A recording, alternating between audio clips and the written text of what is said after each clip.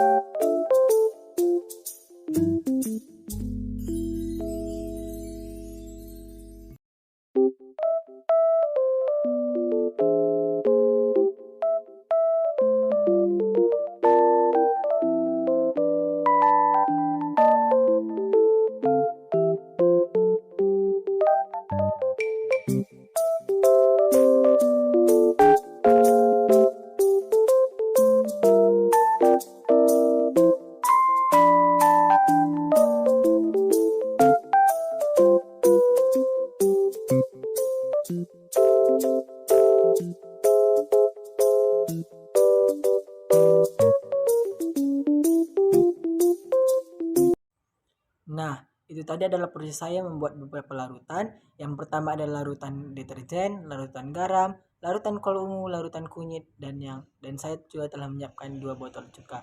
Jadi, mari sekarang kita lanjut ke prakteknya langsung.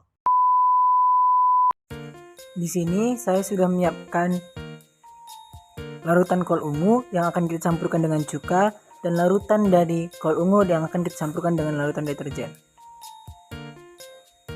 Pertama-tama kita larutkan cuka dengan larutan kol ungu.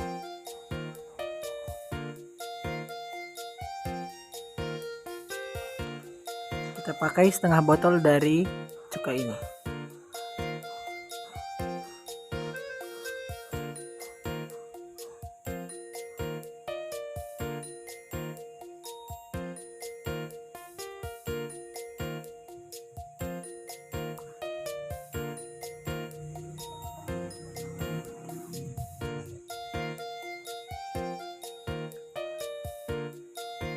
Yang kedua, kita larutkan juga larutan kol ungu dengan larutan deterjen.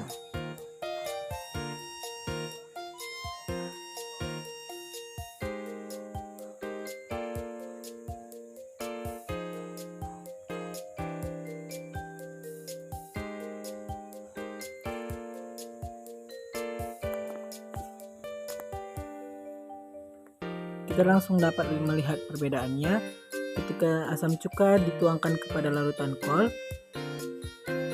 dia langsung berubah warna menjadi ungu muda. Dan ketika larutan deterjen kita tuangkan kepada larutan kol ungu, dia berubah menjadi hijau yang sangat pekat.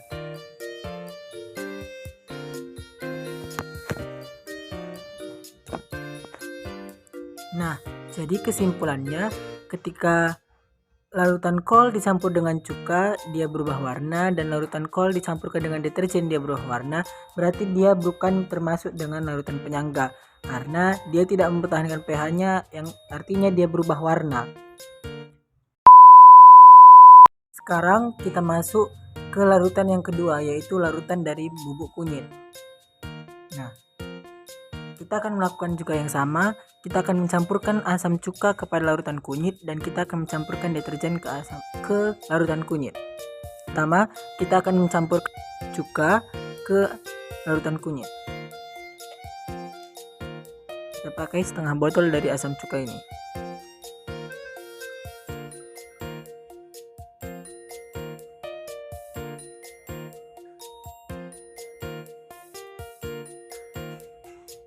Dan kita juga akan mencampurkan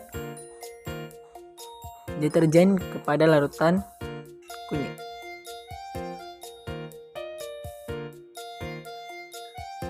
Lalu bisa kita aduk.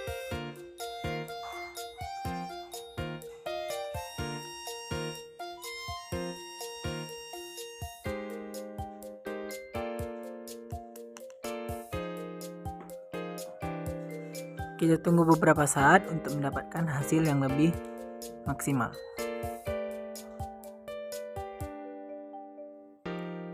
Nah, setelah kita tunggu beberapa saat, larutan kunyit yang tadi kita campurkan dengan deterjen sudah berubah menjadi hitam agak kemerah-merahan dan larutan dari kunyit yang kita campurkan dengan asam cuka tadi sudah berubah menjadi kuning yang sangat cerah.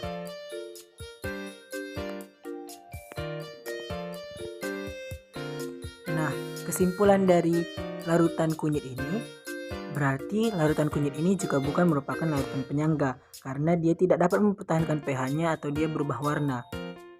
Sama dengan larutan kol ungu tadi. Sekarang kita masuk ke dalam larutan yang ketiga yaitu larutan garam yang akan kita campurkan dengan larutan cuka dan larutan garam yang akan kita campurkan dengan larutan deterjen. Pertama-tama kita akan melarutkan larutan cuka kepada larutan garam. Kita campurkan larutan cuka ke larutan garam. Kita pakai setengah botol.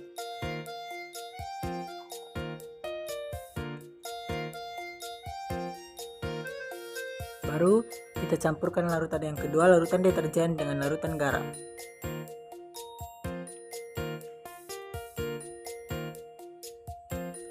Kita tunggu beberapa saat untuk melihat hasil yang lebih maksimal.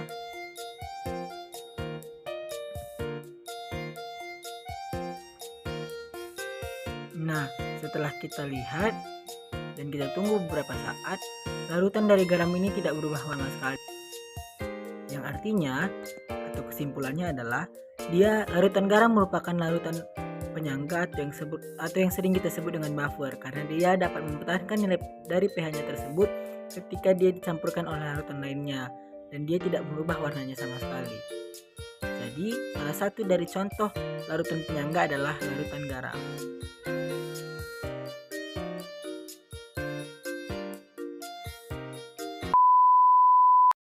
Nah, jadi sekian dari praktek kita hari ini. Saya Gloris Geraldo Pandia dari kelas 11 IPA 1 izin pamit undur diri dengan kesimpulan bahwa larutan garam dalam kehidupan sehari-hari kita ketika dicampurkan dengan asam maupun basa, dia dapat mempertahankan pH-nya atau dia tidak merubah warnanya sama sekali. Jadi, dia kita sebut dengan larutan penyangga seperti materi kita hari ini. Sedangkan larutan kol ungu dan larutan kunyit, dia tidak larutan penyangga karena apa? Karena dia tidak dapat mempertahankan pH-nya ketika dia dicampurkan dengan asam maupun basa atau dia berubah warnanya. Jadi hari ini praktek kita telah selesai. Sampai jumpa kembali. Dadah.